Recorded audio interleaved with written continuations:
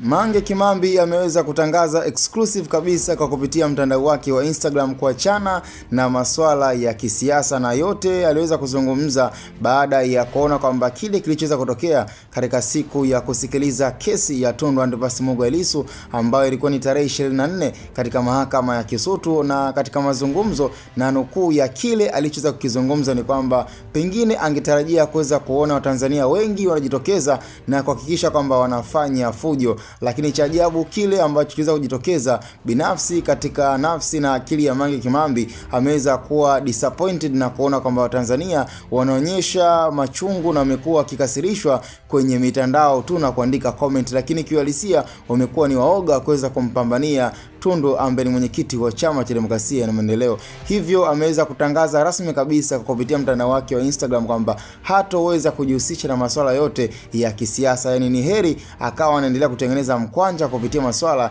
ya entertainment. Lakini kuhusiana na kujaribu kuongea na Tanzania katika swala ambalo yani inasadikika kabisa kwamba yani pengine ile siku ndo ilikuwa ni siku ya muhimu na siku ya msingi kwa Watanzania kujitokeza kwa wingi na kuonyesha kabisa kwamba wana uwezo wa kufanya kile ambacho pengine Tanzania kwa sasa wamekuwa wakikiongelea katika mitandao ya kijamii. Na yote kwa yote ameona kabisa kwamba yani Watanzania licha kwamba Tundu Lissu amekuwa akijitoa katika Chama cha Demokrasia na Maendeleo na amekuwa akipambana kwa ajili ya haki, kutokana pia na nukuu yake yeye mwenyewe dada yetu Mange Kimambi, anaona kabisa kwamba yani hata ikatokea kabisa kwamba Tundu Lissu ameweza kufariki, manaki itakuwa aliweza kupambania na hata kuja kutokea mtu kama mwenyekiti wa Chama cha Demokrasia na Maendeleo ambaye kwa sasa ameweza kuweka roho yake rehani kwa sababu ya Watanzania, lakini pia kwa sababu pia chama chake cha Demokrasia na Maendeleo. Na ndio maana hapo akaweza kumalizia na kusema kwamba kwa sasa hataweza kujihusisha na masuala ya kisiasa, na ndo kwanza atakuwa anaendelea kufocus na kubezi